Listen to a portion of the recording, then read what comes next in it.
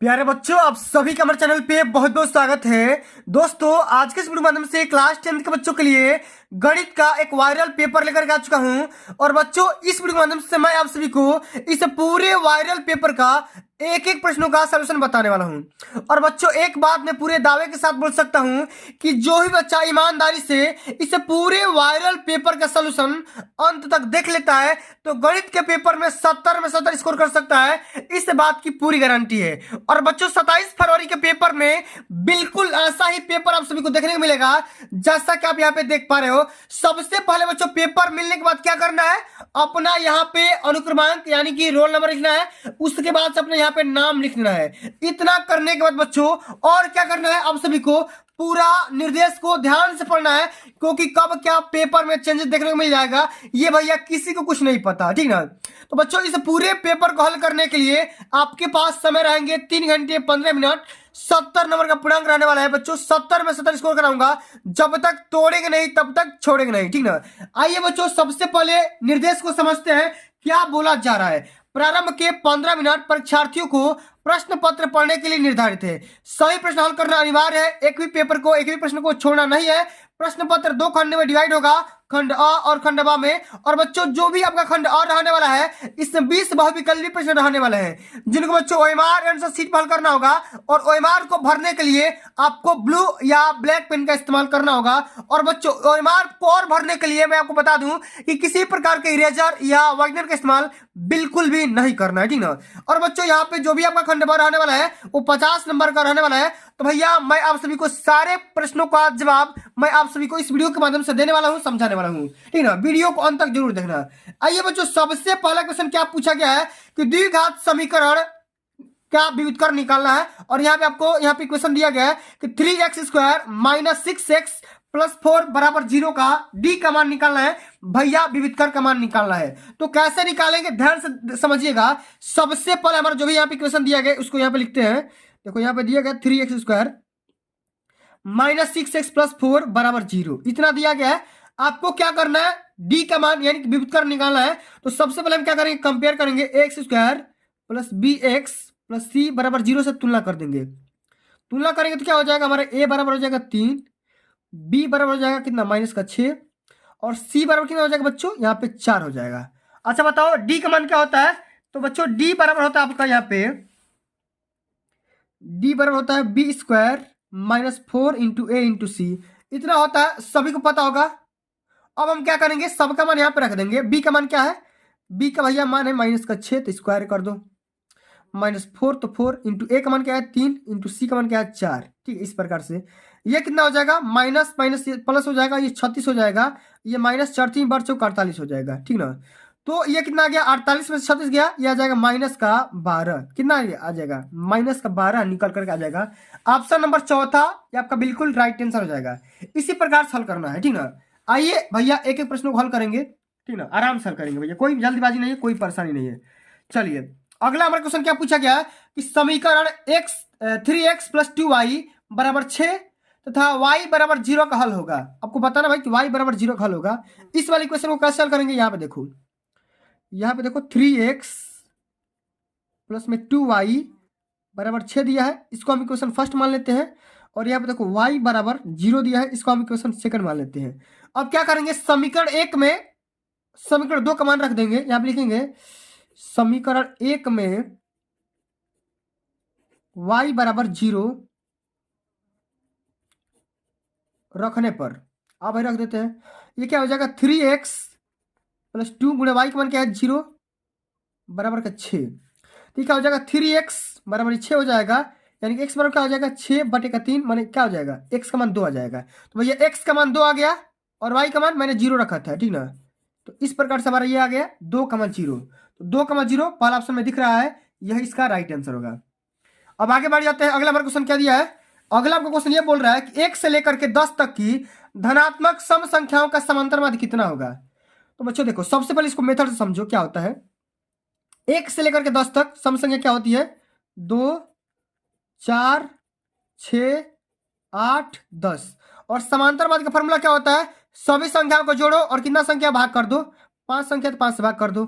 ये कितना आएगा, ये आएगा, ये आपका आ जाएगा, देखो यहाँ पे ध्यान दो, ये आपका आ जाएगा 2 4 6 6, 12 12 8 20 10 30, 30/5 कितना आ जाएगा 6। और बच्चों इसको फार्मूला के माध्यम से भी कर सकते हैं।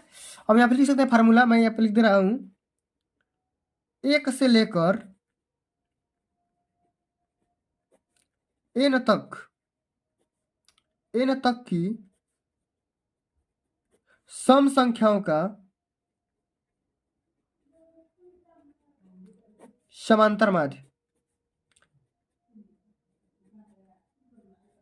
समांतर माध्य क्या होता है भाई? ये होता है n/2। क्या क्या होता है? n/2 होता है, ठीक ना। क्या होता है? n/2 होता है। सॉरी, ये क्या होता है भाई? n/2 नहीं, n+n/2 और ये +1 होता है, इस प्रकार से, ठीक है। तो हम क्या करेंगे यहाँ पर, तो n का मान कितना भाई 10 है, तो 10/2 + 1 क्या हो जाएगा 5 + 1 क्या हो जाएगा आप सभी के 6 निकल करके आ जाएगा, इस प्रकार से, ठीक है। इसी प्रकार से हल करना होगा, या इसको हम ये भी कर सकते हैं, कभी कभी ऐसा भी देता है n+2/2, ये भी फार्मूला याद कर सकते हो, ठीक ना। सेम से वही वाला है, ठीक है। चलो आगे बढ़ जाते हैं। अगला हमारा क्वेश्चन क्या दिया है कि यदि त्रिभुज ABC में AB बराबर, ये 6 सेंटीमीटर नहीं है, 6√3 है, ठीक ना। क्या बोलेंगे कि यदि, लिखेंगे इसमें, यदि एक त्रिभुज दिया है ABC, इसमें AB बराबर 6√3 सेंटीमीटर, AC बराबर 12 सेंटीमीटर और BC बराबर 6 सेंटीमीटर, तो कोण B का मान निकालिए। तो कोण B का मान कैसे निकालेंगे, यहाँ पर ध्यान दीजिएगा, ठीक ना। आराम से समझेंगे, कोई जल्दीबाजी नहीं है, ठीक ना। एक त्रिभुज बनाएंगे, यहाँ पर हम मान लेते हैं इस प्रकार से त्रिभुज दिया गया है, तो इसको मान लेते हैं A, इसको मान लेते हैं B और इसको मान लेते हैं, इसको मान लीजिए आप B मान लो, इसको B मान लो, ठीक ना। इसको आप B मान लो, इसको आप A मान लो, इसको आप C मान लो, ठीक ना। इस प्रकार से आपको निकालना है, ठीक ना। चलो AB बराबर क्या दिया है 6√3 है, BC बराबर 6 है, AC बराबर कितना भाई 12 है, ठीक ना। तो बच्चों हम क्या करेंगे, कोण B का मान आपको निकालना है। हम यहाँ पे लिख दे रहे हैं AB बराबर 6√3 सेंटीमीटर, BC बराबर दिया है 6 सेंटीमीटर, AC बराबर दिया है 12 सेंटीमीटर, ठीक ना। अब क्या करना है आपको, कोण B का मान निकालना है, ठीक ना। इतना का मान निकालना है, तो हम क्या करेंगे, यहाँ पे हम पाइथागोरस का प्रमेय लगाएंगे, जांच करेंगे।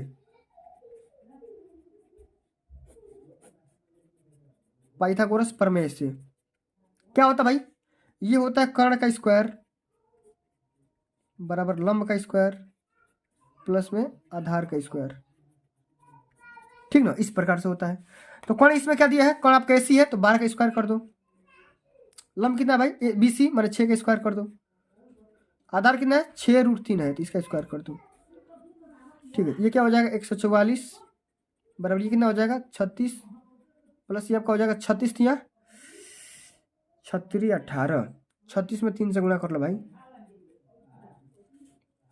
तो हो जाएगा 144, ये हो जाएगा 36 प्लस ये हो जाएगा 108, ठीक। ये हो जाएगा 144 बराबर ये हो जाएगा 144। तो बच्चों दोनों जब आपस में समान हो गया, तो ये कंडीशन कब लगता है पाइथागोरस का प्रमेय, जब एक कोण समकोण होता है तब। तो यही हमारा क्या हो जाएगा, B क्या हो जाएगा समकोण हो जाएगा, B हमारा क्या हो जाएगा भाई 90 डिग्री का एंगल हो जाएगा, ठीक ना। इस प्रकार से हम निकाल सकते हैं, ठीक ना। इस प्रकार से आपको निकालना होगा पूरा, यहाँ पे क्या हो जाएगा 90 डिग्री हो जाएगा, ठीक है। चलो अगला हमारा क्वेश्चन क्या दिया है कि वह बड़ी से बड़ी संख्या ज्ञात कीजिए जिससे 125 और 70 को विभाजित करने पर शेषफल 8 और 5 बचे, ठीक ना। शेषफल 8 और 5 प्राप्त हो। तो आपको क्या करना है भाई, बड़ी से बड़ी संख्या ज्ञात करना है। तो हम क्या करेंगे, सबसे पहले 125 में से 8 घटाएंगे, 100 कितना आ जाएगा भाई 117 आ जाएगा। इसी प्रकार से 70 में से आपको 5 घटा देना है, ये आपका आ जाएगा 65। अब इन दोनों संख्याओं क्या करेंगे भाई, हम HCF निकाल लेंगे, ठीक ना। आइए निकालते हैं HCF आप 117 और 65। कई सारा नियम होता है HCF निकालने का। यहाँ पे 117 बराबर लिख सकते हैं 13 गुणे 3 गुणे 3, 13 9 17 से ये होता है 65 बराबर हो जाएगा 13 गुणे 5। अब जो संख्या एक मैच कर रही है, ठीक ना, 13 यहाँ पे मैच कर रहा है, जो दोनों मैच कर रहा है वही इसका क्या हो जाएगा मसा हो जाएगा 13 हो जाएगा, क्या हो जाएगा 13, ठीक ना। ऑप्शन नंबर यहाँ पे दूसरा राइट आंसर होगा। आगे बढ़ जाते हैं। अगला हमारा क्वेश्चन क्या दिया है कि यदि समीकरण एक्स स्क्वायर प्लस के एक्स माइनस 6 बराबर 0 का एक मूल -2 है तो के का मान निकालिए। के का मान कैसे निकालेंगे, यहां पर ध्यान दीजिए। बहुत बेसिक भाषा में समझाऊंगा। यहां पे हमारा इक्वेशन दे रखा है, ये दे रखा है एक्स स्क्वायर प्लस के एक्स माइनस 6 बराबर 0। इसका एक मूल क्या दिया भाई, मान लो यहाँ पे अल्फा का मान कितना दिया है -2, ठीक ना। अल्फा मतलब यहाँ पे मान लो कि एक्स का ही मान दिया है 2, ठीक ना। तो यहाँ पे के का मान निकालना है, जहाँ जहाँ एक्स है वहाँ -2 रख दो। तो ये क्या हो जाएगा, -2 का होल स्क्वायर -2 इंटू के हो जाएगा -6 बराबर 0। तो ये क्या हो जाएगा 4 -2 के बराबर 0। ये हो जाएगा -2 के -2 बराबर 0। देखो ये घट जाएगा, ये क्या हो जाएगा -2 के बराबर ये 2, तो के बराबर क्या हो जाएगा 2 बटा में -2, तो के बराबर क्या हो जाएगा -1। क्या हो जाएगा भाई, के बराबर -1। ऑप्शन नंबर यहाँ पे तीसरा बिल्कुल यहाँ पे राइट आंसर हो जाएगा। इसी प्रकार से बच्चों आप सभी को हल करना है, ठीक ना। चलिए अब आगे बढ़ जाते हैं। अगला हमारा क्वेश्चन क्या दिया है, ध्यान से समझिएगा कि यदि समचतुर्भुज के विकर्णों की लंबाइयां 12 सेंटीमीटर और 16 सेंटीमीटर है तो इस समचतुर्भुज की भुजा की लंबाई ज्ञात कीजिए। कैसे हल करेंगे बाबा, ध्यान दीजिएगा। यहां पे देखो विकर्ण की लंबाई है, यहां पे दे रखा है भाई क्या है, समचतुर्भुज है।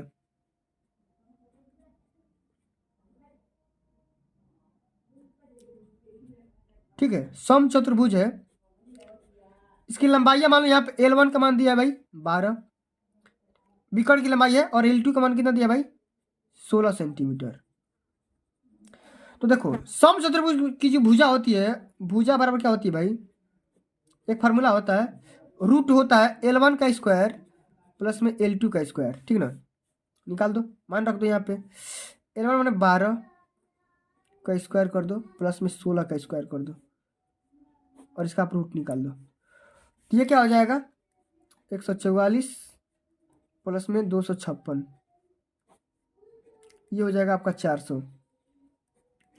ये कितना होगा 20 सेंटीमीटर निकल करके आ जाएगा। कितना भाई 20 सेंटीमीटर निकल करके आ जाएगा। यही फार्मूला आपको अप्लाई करना है, पूरा यहाँ पे सटीक आंसर आ जाएगा, ठीक ना। क्या हो जाएगा 20 सेंटीमीटर। अब आगे बढ़ जाते हैं। त्रिकोणमितीय क्वेश्चन है, यदि साइन थीटा बराबर कास थीटा है तो थीटा का मान निकालिए, ठीक ना। देखो यहाँ पे देखो दिया गया है बच्चों, बहुत ही सिंपल सा क्वेश्चन है। यदि साइन थीटा, यहाँ हमारा क्वेश्चन दिया है साइन थीटा बराबर कास थीटा दिया है, आपको थीटा का मान निकालना है भाई। थीटा कितने डिग्री का मान होगा, तो हम यहाँ पे कर सकते हैं साइन थीटा और बटे में कॉस थीटा बराबर 1 कर सकते हैं। ये क्या हो जाएगा tan थीटा मान लो, इसको 1 मान लो। तो tan कितने डिग्री का मान 1 होता है भाई, tan थीटा बराबर tan 45 डिग्री, ठीक है। तो थीटा का मान क्या आ जाएगा 45 डिग्री निकल करके आ जाएगा। ये आपका राइट आंसर हो जाएगा। क्या हो जाएगा 45 डिग्री 45 डिग्री।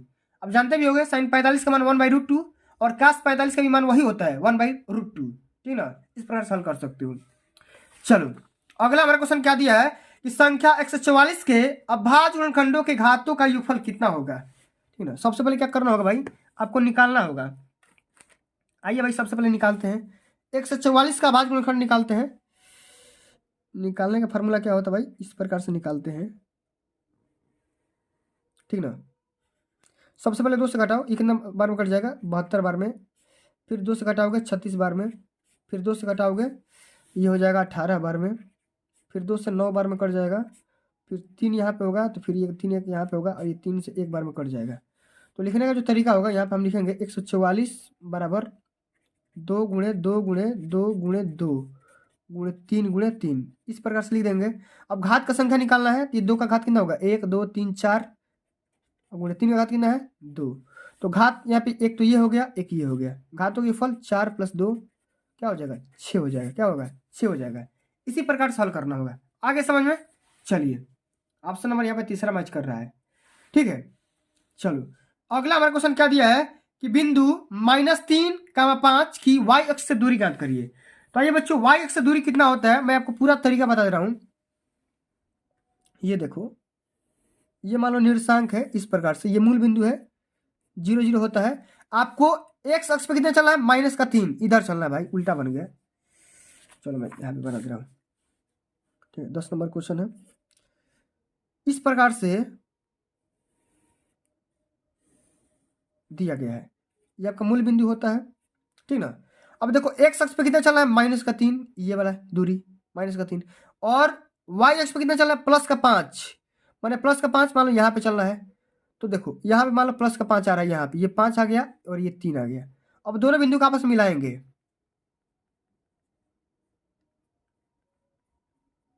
तो ये आपका पॉइंट बन गया।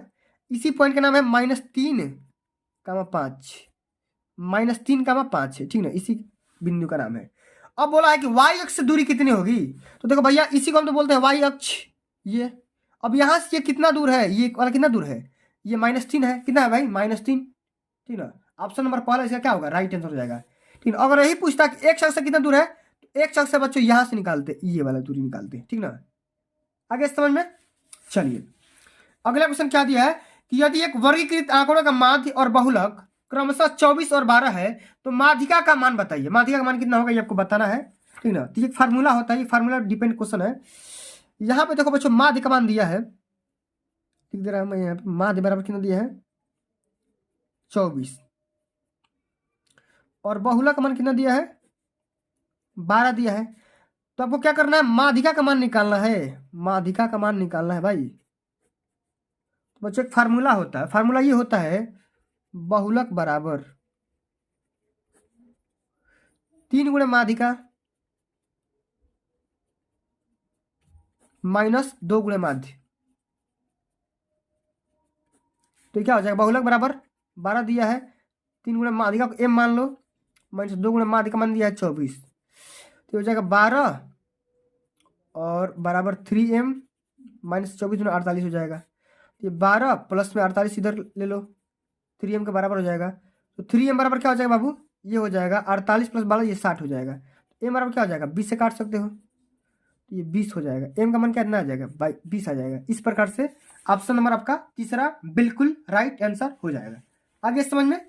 चलो आगे देख लेते हैं अगला हमारा क्वेश्चन क्या पूछा गया है।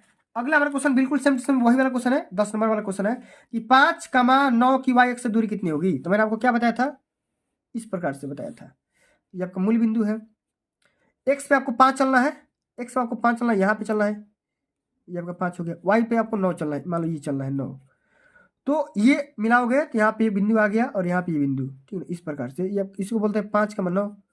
तो आपको क्या करना है, वाई एक्स से दूरी ज्ञात करना है, तो वाई एक्स की ये रहा और ये आपका दूरी ज्ञात करना है, इस प्रकार से इस डायरेक्शन में चलना है। तो कितना है 5 ही तो है, यहाँ से लेकर के यहाँ तक कितना है 5 मात्रक है, ठीक ना। यहाँ से लेकर के यहाँ तक कितना है 5 मात्रक है। तो ऑप्शन नंबर तीसरा बिल्कुल यहाँ पे राइट आंसर हो जाएगा। अब आगे देख लेते हैं अगला हमारा क्वेश्चन ये बोला जा रहा है कि sine square 18 degree minus cos square 72 degree का मान निकालना है। तो बच्चों कैसे निकालेंगे जरा यहाँ पर ध्यान दीजिएगा, बहुत ही सिंपल सा क्वेश्चन है, ठीक है ना, बहुत ही सिंपल सा क्वेश्चन है। कैसे हल करेंगे एकदम बिल्कुल आसान भाषा में समझाऊंगा, परेशान मत होना, पूरा वीडियो समझ में आएगा, ठीक ना। और जो भी बच्चा अभी तक वीडियो को देख रहे हैं ना, अभी तक जो भी बच्चा देख रहा है रियलिटी में पढ़ने वाला बच्चा है, भैया वीडियो को लाइक जरूर करना, ठीक ना। आइए हल करते हैं। Sign square 18 degree minus cos square 72 degree, ठीक है। तो बच्चों करना क्या है, आप सभी को एक चीज पता होना चाहिए, एक फार्मूला होता है कि साइन, ठीक है, साइन 90 डिग्री माइनस थीटा बराबर क्या होता है, ये होता है कॉस थीटा, या इसी को उल्टा भी लिख सकते हैं, कॉस 90 डिग्री माइनस थीटा बराबर ये होता है साइन थीटा।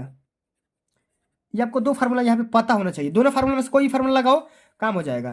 तो हम यहाँ पे लिख सकते हैं साइन, साइन यहाँ पे देखो 90 डिग्री और माइनस 18 डिग्री, मान लो थीटा को हम मान ले रहे हैं 18 डिग्री, तो ये क्या हो जाएगा कास कितने के बराबर होगा, ये हो जाएगा कास 72 के, ये हो जाएगा कास थीटा माने कास हो जाएगा 18 डिग्री, ठीक है। तो यहाँ पे कास 18 डिग्री हो गया, तो यहाँ पे देखो इसको हम क्या लिख सकते हैं, साइन 9 में से घटा दो, ये साइन 72 डिग्री का मान कितना हो गया, कास 18 डिग्री, माने साइन 18 डिग्री और कास, सॉरी साइन 72 डिग्री और कास 18 डिग्री का मान क्या होता है भाई, बराबर होता है, ठीक ना।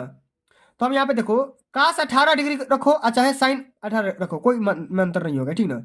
यहाँ हम इसी प्रकार को इसको उल्टा भी लिख सकते हैं, इसी प्रकार से अगर हम इसको लिखना चाहेंगे कास 90 माइनस यहाँ पे देखो थीटा का यहाँ पे क्या है 18 रख दो, तो ये क्या हो जाएगा साइन थीटा माने साइन 18 हो जाएगा। मतलब ये क्या हो गया कि काश 72 डिग्री के मान क्या हो जाएगा भाई, साइन 18 हो जाएगा इस प्रकार से। तो काश 72 की जगह पे आप ये मान रख सकते हो, या साइन 72 की जगह पे आप ये काश वाला रख सकते हो, ठीक ना, इस प्रकार से रख सकते हो। ठीक है, आइए भाई रख लेते हैं। साइन 18 की जगह पे ये मान रख देते हैं, काश वाला 72, ये क्या हो जाएगा, काश स्क्वायर 72 डिग्री माइनस में काश स्क्वायर 72 डिग्री। ठीक है, तो क्या हो जाएगा, दोनों आपस में कट के जीरो हो जाएंगे, क्या हो जाएंगे भाई, जीरो हो जाएंगे। ठीक ना, इस प्रकार से ऑप्शन नंबर हमारा दूसरा बिल्कुल यहाँ पे राइट आंसर हो जाएगा। ठीक ना, चलिए अब देखो बच्चों, अगला हमारा क्वेश्चन क्या पूछा गया है, ध्यान से समझिएगा। बहुत ही सिंपल सा क्वेश्चन है और इंपॉर्टेंट क्वेश्चन है, ध्यान से समझना। बोला जा रहा है कि यदि दो गोलों के आयतनों का अनुपात 27 समन्वय 64 है तो उनके पृष्ठीय क्षेत्रफल का अनुपात ज्ञात करिए। यदि दो गोलों के आयतनों का अनुपात, देखो यहाँ पे गोला मान लेते हैं V1 बटा में V2, इसका अनुपात दिया है कितना, 27 बटा में 64 दिया है। तो हम जानते हैं गोला का आयतन क्या होता है भाई, गोला का आयतन होता है 4/3 पाई R1 क्यूब हो जाएगा। इसी प्रकार से 4/3 पाई R2 क्यूब हो जाएगा। अब देखो इससे ये कट जाएगा ना, तो हम यहाँ पे मान निकाल सकते हैं R1/R3, R1/R2 का क्यूब, सबका क्यूब निकाल लो, क्या हो जाएगा 27 बटे में 64 हो जाएगा। तो हम अब सबका क्यूब रूट निकाल लो तो क्या हो जाएगा, R1/R2 बराबर क्या हो जाएगा, ये हो जाएगा 3 बटे में 4 हो जाएगा। देखो ये त्रिज्या का हमने अनुपात निकाल लिया, अब वो क्या करना, आपको पृष्ठीय क्षेत्रफल का अनुपात निकालना है। तो गोले का पृष्ठीय क्षेत्रफल कितना होता है, ये होता है बच्चों 4 पाई R1 का स्क्वायर बटे में, देखो ये 4 पाई R2 का स्क्वायर बराबर। अब देखो इसका अनुपात निकालना है, तो 4 पाई से 4 पाई तो कट जाएगा, बचा कितना R1/R2 का होल स्क्वायर हो जाएगा ना। अब मैंने यहाँ मान निकाल लिया R1/R2 का मान, यहाँ पर रख दो 3 बटे का 4, ये कितना हो जाएगा, स्क्वायर कर दोगे तो ये हो जाएगा 9 बटे का 16। तो कितना हो जाएगा अनुपात, 9:16 का अनुपात हो जाएगा। ठीक है, 9:16 ऑप्शन नंबर पहला मैच कर रहा है, यही इसका राइट आंसर भी होगा। ठीक है, चलिए अब आगे देख लेते हैं। अगला हमारा क्वेश्चन क्या दिया है, ध्यान से समझिएगा। यदि कुछ प्रेक्षणों के बहुलक तथा माध्य का मान दिया है 45 और 27, तो माध्यिका का मान निकालना है। और मैंने जस्ट आपको बताया, क्या बताया भाई, बहुलक बराबर यहाँ पे दिया है 45, माध्य बराबर दिया है बच्चों 27, आपको माध्यिका का मान निकालना है। ठीक है, तो यहाँ पे फार्मूला भाई लिखते हैं, बहुलक बराबर क्या होता है, 3 गुणे माध्यिका माइनस 2 गुणे माध्य। ठीक है, तो बहुलक बराबर दिया है 27 बराबर 3 गुणे माध्यिका को हम m मान लेते हैं, माइनस 2 गुणे माध्य बराबर 27 दिया है, सॉरी 45 दिया ना, बहुलक हमारा 45 दिया है बाबू। ठीक ना, ये हो जाएगा 27, तो ये हो जाएगा 45 बराबर 3 इंटू एम माइनस 27 गुना 54 हो जाएगा। तो 3m बराबर क्या हो जाएगा, 45 प्लस में 54, यानी कि 3m बराबर क्या हो जाएगा 99, m बराबर क्या हो जाएगा भाई 33, भाग कर दोगे 33 बार में कट जाएगा। ठीक ना, इस प्रकार से आपको हल करना होगा। आगे समझ में, चलिए अब आगे बढ़ जाए। अगला हमारा क्वेश्चन क्या दिया है कि समीकरण x² माइनस 2x प्लस 1 बराबर 0 का मूल्य क्या होंगे, इसका मूल्य निकालना है। ठीक है, इसका मूल्य कैसे निकालेंगे, जरा ध्यान से देखिएगा। यहाँ पर x² माइनस 2x प्लस 1 बराबर 0, ठीक ना, इसका मूल्य कैसा निकलेगा भाई, इसका मूल्य हम निकालेंगे, ध्यान से समझिएगा। हम करेंगे श्रीधराचार्य वाला फॉर्मूला लगाएंगे इसमें, श्रीधराचार्य नियम से। ठीक है, तो क्या होता है भाई, x बराबर ये होता है माइनस का b प्लस माइनस b², ठीक ना, b² माइनस 4ac बटे के 2 इंटू ए होता है। मैं यहाँ पे मान लिख दे रहा हूँ भाई, यहाँ पे a का मान क्या होगा, b का मान क्या होगा, c का मान क्या होगा। तो यहाँ पे a का मान क्या होगा भाई 1 होगा, b का मान क्या होगा माइनस का 2 होगा, और c का मान क्या होगा प्लस का 1 होगा। इसमें रख दो x बराबर माइनस b, ये 2 हो जाएगा, माइनस प्लस हो जाएगा, प्लस माइनस b² मानी क्या हो जाएगा भाई, मैंने 4 हो जाएगा। कर दूँ मैं डायरेक्ट, चलो भाई नियम से ही कर दे रहा हूँ। माइनस 4 इंटू ए मतलब 1, सी मतलब 1, और बटे का 2 इंटू ए, 2 इंटू ए मतलब ये क्या हो जाएगा 2 प्लस माइनस ये क्या हो जाएगा भाई, ये हो जाएगा 4 माइनस 4 और बटे का 2। तो ये क्या हो जाएगा भाई, 2 प्लस माइनस ये तो 0 हो जाएगा बटे का 2। तो प्लस माइनस लोगे 0 से भाग करो, कोई दिक्कत नहीं होगा, ठीक ना। ये हो जाएगा 2 बटा 2 क्या हो जाएगा, 1 आ जाएगा, क्या होगा 1 आ जाएगा। इसी प्रकार से बच्चों आप सभी को हल करना होगा, ठीक ना। क्या होगा भाई, 1 आ जाएगा, ठीक ना। क्या होगा, 1 ही आएगा किसी भी कंडीशन में, 1 और 1 आएगा, 1 माइनस 1 नहीं आएगा, ये वाला होगा, ठीक है। चलो आगे देख लेते हैं। अगला हमारा क्वेश्चन का दिया है कि 7, 13, 20, 17 और 3x का समांतर माध्य 18 दिया है, तो x का मान निकालिए। आपको क्या करना भाई, x का मान निकालना है। तो हम जानते हैं समांतर माध्य बराबर क्या होता है, समांतर माध्य बराबर क्या होता है बच्चों, ये होता है योग बटा में संख्या, सभी संख्याओं का योग कर दो और संख्या से भाग कर दो। अब इस समांतर माध्य कितना दिया 18, योग करो 7 plus 13 plus 20 plus 17 plus 3x। अब संख्या कितनी है 1 2 3 4 5, 5 से भाग कर दो, ये हो जाएगा 18 5 90 बराबर ये हो जाएगा, जोड़ दो, ये हो जाएगा 20 दूनी 40 10 50 और 57, क्या हो जाएगा भाई 57, 57 प्लस में 3x, ठीक है। तो 3x बराबर क्या लिख सकते हैं 90 माइनस का 57, ठीक है। तो 3x बराबर ये कितना हो जाएगा भाई, ये हो जाएगा 3, ये हो जाएगा 3, x बराबर कितना है 11, 11 बार में कट जाएगा, ठीक है। इस प्रकार से आपका आंसर हो जाएगा, 11 यहाँ पे आ रहा है, ठीक है। अब चलो अगला हमारा क्वेश्चन क्या दिया है, ध्यान से समझो। यदि दो समरूप त्रिभुजों की भुजाएं 4 समन्वय 7 के अनुपात में है, तो इन त्रिभुजों के क्षेत्रफलों का अनुपात बताना है। तो देखो यहाँ पे त्रिभुज के भुजा का अनुपात दिया गया भाई, भुजा मतलब मान लो a1 बाई a2 का मान दिया गया है 4 समन्वय 7, तो क्षेत्रफल का अनुपात क्या होता है भाई, इसका स्क्वायर कर दो, कुछ नहीं करना है इसमें, बस कल इसका स्क्वायर कर दो, ये हो जाएगा 16 बटे में 49, 16 बटे में 49। ऑप्शन नंबर यहाँ पे पहला बिल्कुल यहाँ पे राइट आंसर हो जाएगा। अब अगला हमारा क्वेश्चन दिया गया है कि यदि एक वृत्त का क्षेत्रफल तथा परिमाप संख्यात्मक रूप से समान है तो वृत्त की त्रिज्या निकालिए, ठीक है। यहाँ पे देखो क्वेश्चन ये बोल रहा है वृत्त का क्षेत्रफल क्या होता है भाई, पाई आर स्क्वायर, और ये 2 पाई आर के बराबर है, परिमाप के बराबर है। तो हम क्या करेंगे भाई, पाई आर से पाई आर काट देंगे, ठीक है। तो हमारे पास एक आर बच गया और यहाँ पे एक 2 बच गया, यही आपको निकालना था। एक लाइन का क्वेश्चन है, आर का मान कितना आ जाएगा 2 सेंटीमीटर या 2 मात्रक निकल करके आ जाएगा। इसी प्रकार से आप सभी को हल करना होगा। तो प्यारे बच्चों आज के लिए बस इतना ही। अगर ये वीडियो आप सभी को अच्छी लगी होगी, हेल्पफुल लगी होगी, तो वीडियो को लाइक कर देना, शेयर कर देना, ठीक है। चैनल पर नए हो सब्सक्राइब कर देना। वीडियो थोड़ी सी लंबी बन गई है, इसलिए मैं आप सभी का केवल पार्ट ए में यहाँ पे सोल्यूशन रख रहा हूँ।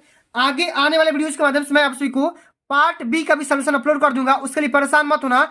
जिन बच्चों को ये वीडियो अच्छी लगी होगी, हेल्पफुल लगी होगी, तो वीडियो को अपने दोस्तों में भी शेयर कर देना। जल्दी मिलते हैं अगली वीडियो में, तब तक के लिए जय हिंद, जय भारत, वंदे मातरम।